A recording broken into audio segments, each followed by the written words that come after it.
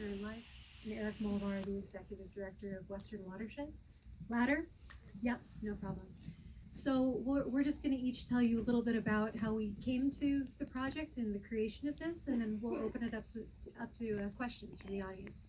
So I was fortunate to grow up with horses when I was younger, and I didn't know until my late 20s that this was happening to wild horses in our country.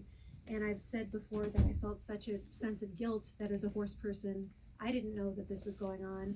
And the more that Ed and I talked to people about the wild horse issue, we realized so few people know that this is happening.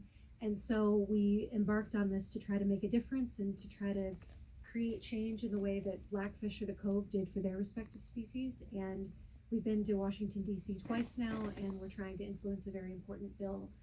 Currently, it's the Wild Horse and Burro Protection Act, which, if passed, would eliminate the use of helicopters in these roundups. So as you saw, we've been asking kids to get involved in the fight, and those young voices have really also helped us make a difference. So I'll turn it over to you. I wish my answer could be that elegant. She's my wife, and I had to be a part of it. No, but I'm very proud of what we've accomplished and the results. It's quite a journey, but we drug Eric along. Yeah, and I was really drawn in to the film by Kimberly Curl, who's a wild horse professional photographer and really one of the leading wild horse professional photographers in the world. And I worked throughout my career on a number of different environmental issues, starting with wilderness and then oil and gas, and of course I've been a leader on sage grouse. And I never really knew that much about the wild horse issue because in mainstream conservation, it's something that a lot of people don't pay a great deal of attention to. But when I came over to work for Western Watersheds Project, which works primarily on ecosystem health in Western public lands and focuses on livestock grazing, one of the things that became immediately obvious was that the livestock industry is demonizing wild horses out of self-interest because they don't want anybody to realize or notice the fact that their cattle are destroying Western public lands and decimating the native ecosystems. And so this film was an opportunity for me to contribute my scientific background and my knowledge of ecosystem health to what really is a bigger and more important effort to publicize one of the most scandalous conservation issues in the American West. Beautiful put. So we'd love to open it up to questions if you guys have some inquiries about what you just saw.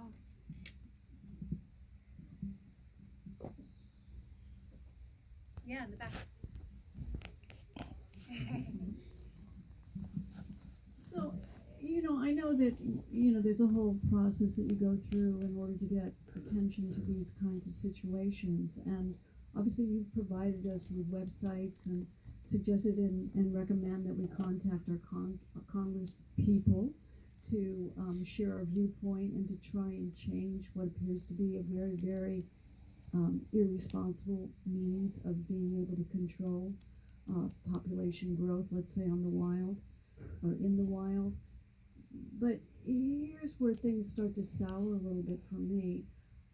I look at many institutions as being so, how should we say, persuaded by the money that they are introduced to be able to push special interests. I wonder if there's not a more organic way of going about it. And so I know that's a broad question, but what do boots on the ground do that moves it forward without waiting for a lengthy process to change its point of view, which, as I said before, is sort of influenced by a larger money entity? Sure, and that's what we're trying to do in terms of boots on the ground is with this film to get people to pay attention and to raise not only national awareness but international awareness, because there's a great love of wild horses and the American West everywhere around the world. And so a lot of our support has come from Europe, it's come from South Africa, everywhere. So we're trying to create this movement with the film to just get people that aren't necessarily horse people aware of this, to get people in all communities aware of this, because if you love the wild world, you love animals, you can see that this is wrong. And so we've had a lot of different events around the country, but ultimately it is going to take all of those voices rising up to try to create change, because the change has to come from legislation. We have to end these helicopter roundups, and we think that if that bill was able to be passed, and that's going to come from people actually making their members of Congress aware that they want change and they want this to stop, that would finally set a precedent that something is changing in this issue, because so little has moved at all for so long.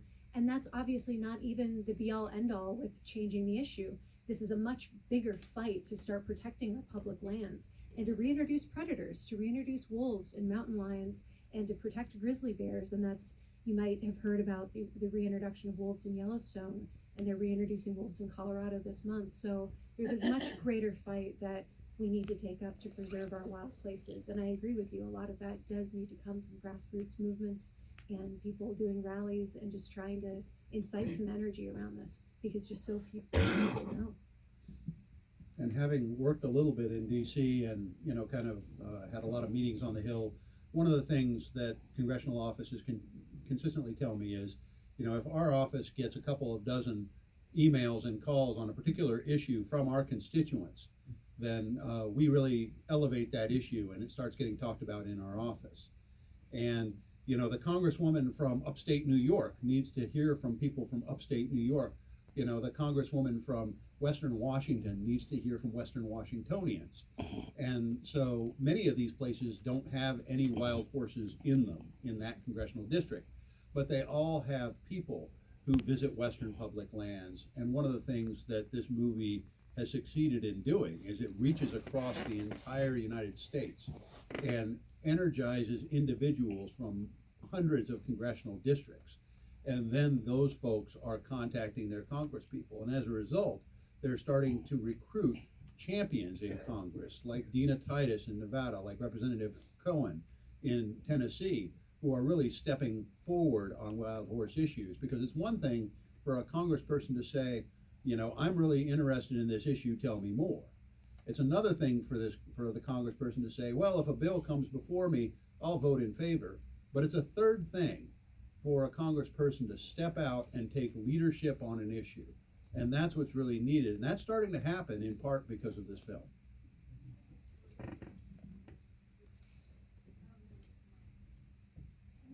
Yep.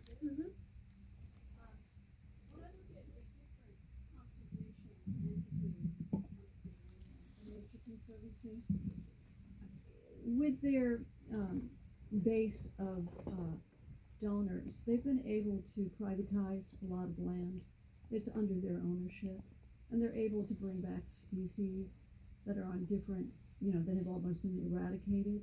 And I'm just wondering if, I understand that, you know, many roads lead to Rome, but would there be any effectiveness in trying to generate some way of privatizing some of the lands in which these wild animals are accustomed to, and being able to keep that as a separate sanctuary for them? I know there's other sanctuaries set up, but something on a larger scale, perhaps. Well, we've talked about a wild horse national park in the past. You know, and there is an interesting project moving forward. My organization is participating as a scientific advisory, in a scientific advisory capacity, where they are looking to purchase basically an entire valley in, I guess I can now say, central Idaho. And they have the agreements in place. They're now raising the funds to do it, and they're planning on rewilding with wild horses and bison, and doing some scientific research on what that looks like in terms of the ecological benefits. Now that's kind of in the nascent stages. It's along the lines of what is happening in Montana with the American Prairie Reserve, or now called American Prairie. And it'll be interesting to see how that works. One of the really interesting complications with wild horses is that wild horses are only allowed to exist on federal lands. So with this experiment that's happening, the horses are going to be, they're going to be bait trapped and captured from wild horse herds in Idaho. They're going to have to be branded as quote unquote livestock in order to be on private property and on BLM and Forest Service grazing allotments. So there are some legal complications in this. I'm also aware that the American Wild Horse Campaign has recently become the proud owner of some grazing permits on public land, where they're talking about looking at ways to reduce the livestock stocking rates and maybe even not graze them with commercial sheep, which is that particular allotment, and then allow that forage to go to the wild horses. So, you know, that is another avenue on public lands. Western Watersheds Project has a sister organization called the Sagebrush Fund, which buys out grazing leases on public land. And then that in places where congressional authorization exists, that allows those leases to be retired permanently. In places where that authorization does not exist, then it's a roll of the dice. And in some cases, the agencies come back and offer it to a different rancher. There's nothing you can do about it. I have a question. Is there any investigation or any looking at the BLM, who seems to be, you know, shock of shocks, corrupt government agencies to some degree, or at least influenced by the private industry? Is there any looking in that direction from, like you did mention, from the top down, BLM? Do you know of anybody doing that currently? I mean, a lot of people go into, are doing their own investigations and doing FOIA requests for different elements of BLM, corruption, in our opinion. But in terms of a large-scale investigation, I'm not quite sure if anybody is tackling that right now, if any of the major groups are. Yeah, Western Watersheds Project is investigating on a number of different fronts. One of the major things that we're doing is we're investigating the fact that the Bureau of Land Management is renewing so many of these livestock grazing permits without any environmental analysis. And they're doing this through a loophole that was created by Senator Barrasso and a grazing rider that was slipped into the National Defense Authorization Act in 2014. And we've got not only FOIA requests, we've got congressional investigations into this, and we're now bringing forward a lawsuit on that. So there are a lot of different avenues that are being done and performed.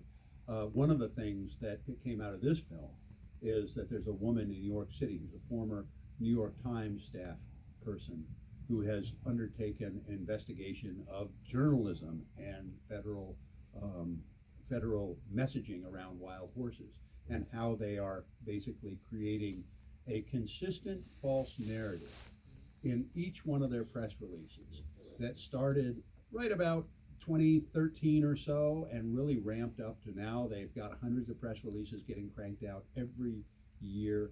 And each one of these press releases, according to this investigation, has the exact same talking points. And so it's a very cynical Madison Avenue kind of approach that if we can get the public to hear exactly the same words 27 times, they'll take it as common knowledge. And that's a sneaky way that you can not only advertise your product, but also create a degree of mind control for the public and convince the public of all kinds of falsehoods, including that wild horses are overpopulated, even though from an ecological perspective, there's no evidence in that. And so these are the kinds of things that are getting investigated. And Wild Beauty was a catalyst for this kind of thing. I've been on email threads with Vickery Eckhoff, who's the New York Times person, and Ashley, as they investigated different media folks who are promoting this kind of false journalism. And the most recent project we've undertaken is we're trying to talk to PBS because they're one of the most trusted places that you go to, and unfortunately they released a TV series called, what was it called? The Human Footprint. PBS released The Human Footprint, which is a series that discusses invasive species. Wild horses are not an invasive species. They evolved here 55 million years ago, and there's a lot of doubt about whether or not the Spanish reintroduced them. That has not been proven. The numerous indigenous peoples say they always had the horse, as you saw from Dr. Vet Running Horse Colin. And so PBS, even though our group of experts approached them and they had released a teaser ahead of the air date of this episode about wild horses, And even in the teaser, they had factual inaccuracies. And so Eric, myself, and several other experts emailed the entire team of producers, the executive producer, the production company, and we laid out everything they had gotten wrong in the teaser, which was maybe 2 minutes long. They refused to listen to us, they stonewalled us, and they released that episode anyway. And we've been going back and forth with the public editor for months, trying to get them to look at, and including links and data and facts. That episode is still on PBS, and so we're still fighting it because it's disinformation. I think it's worth mentioning that to that point, Ashley was recently interviewed in another outlet, and when she broached this issue, that journalist went back and did some deep diving, and that outlet removed an interview with PBS after going through a little bit more thoroughly based on the interview with Ashley. So it's not just kind of us saying, hey, this is what we believe. There are other outlets that have gone back to look at what PBS has put out there and made decisions based on that. Yeah.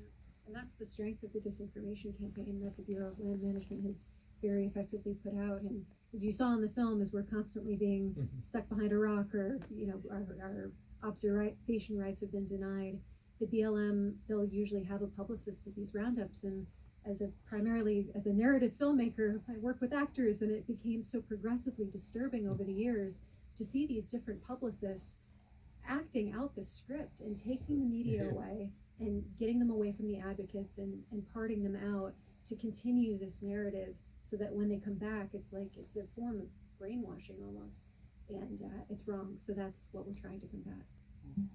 Yeah, in the middle in the white, Jack.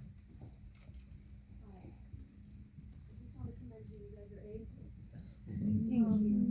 I wanted to say and ask if, in all of this struggle and conversations with the government side, have you guys had, because I think you interviewed only one rancher who had blue eyes. The other, maybe a man and a woman, Yeah. right? So 7th generation, etc.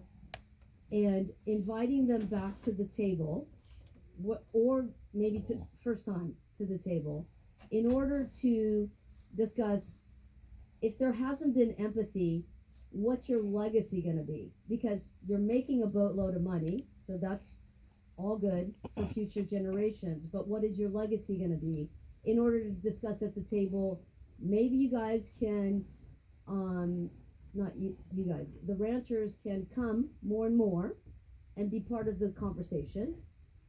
Most of them probably don't want to, but that we are in the 21st century and we can have more open conversations about what some of these ranchers, because they'll have rights into future generations that none of us, land rights, water rights, that none of us will ever be able to inherit. And so bringing that back into the conversation to say, what can be more sustainable and what can your legacy be? Can you come back to the table and discuss some of those options with us to save these horses? Because the money's not going to run out, and they're very powerful. And so I'm just thinking, they're not the enemy. They just have been making a boatload of money, unfortunately, with a broken plan that has been the Bureau. And yeah, so I'm just curious if more of them have approached you, or you're inviting more of them to the table. Yeah, I mean, I think the biggest, from my perspective, and I'll let Eric, I'm sure, has a couple of thoughts on this, is the biggest question to me is really speaking to private land ranchers, because if I'm a private land rancher, I'm quite frustrated by this whole situation, right? I mean, I have the government subsidizing my competitors, and then I'm paying taxes and paying, production costs and all the other things, and then money from their pocket is going into an account that is lobbying against them. I mean, it's so horribly cyclical that if I were a private land rancher, I would really be up in arms with this whole situation. And one of the things that's notable to me is that you know, the ranchers are not a uniform or monolithic demographic, and they vary quite a bit. And some of the ranchers are very strong wild horse advocates in their own right.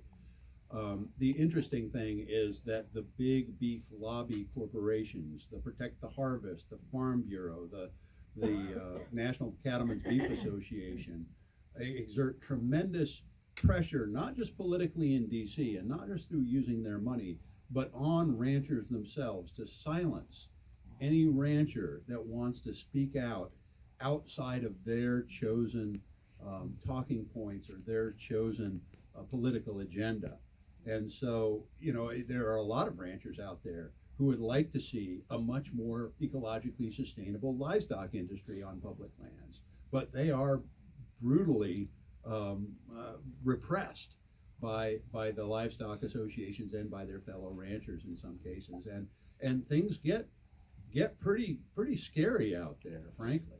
You know, I think some of the ranchers, some of the pressure that they face isn't just the pressure of disapproval. It might be the pressure of potential threats of physical violence and such things, threats to their families and their kids. So, I mean, it's a very fraught issue, and it's very, you know, challenging, I think, to bring it forward, because if you're asking them to come speak out, you're also painting a bit of a target on their back in some ways. Couple more questions? Go ahead, Movement.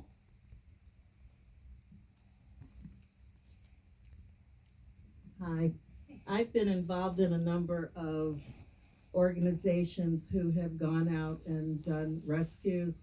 I've worked with a number of sanctuaries.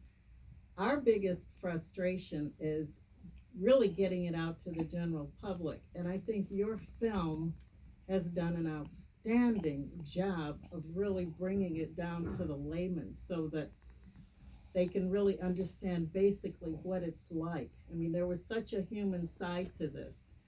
My frustration is that I have gone to a number of demonstrations, Arizona, Nevada, California, and the BLM tells a different story wherever you go. And one of the biggest frustrations for so many of us who are involved in animal rescues and working with horses is the fracking. And they're saying, oh, these horses are dying from drought and lack of water and this, but the BLM is allowed to bring on oil companies come in or whoever wants to, and they say they're doing soil testing. They're not doing soil testing. They're making excuses for why they can't graze environmentally. And then the other topic is, they're not indigenous to North America. So we've all heard that. But I think that this is a film that should really be going into the schools to really educate youth about the environment and how important these animals are. We're working on that right now, actually. Thank you very much. Yeah, we're doing a cut down for younger kids, and then we're working on getting the full version into high schools and colleges. Thank you. I was just thinking PR-wise, have you thought, I mean, social media right now seems to be the best way of getting these things out there. TikTok, Instagram, celebrities, we've thought of getting like Instagram influencers or maybe like a Reese Witherspoon type person We're trying. or something like that. We're to trying. really, I've written probably 40 or 50 letters to different celebrities, so if anybody knows anyone personally, I've written to Drew Barrymore, Julia Roberts, Kevin Costner, Kevin what, Bacon, Reese Witherspoon? Reese Witherspoon, yeah. So we're trying. We need a couple of powerful voices with megaphones to keep blowing this issue up. those animals. Yeah, we're very much, that's the next stage of this. We really need to keep hefting it up, and we need a couple of loud voices to help us do that, so.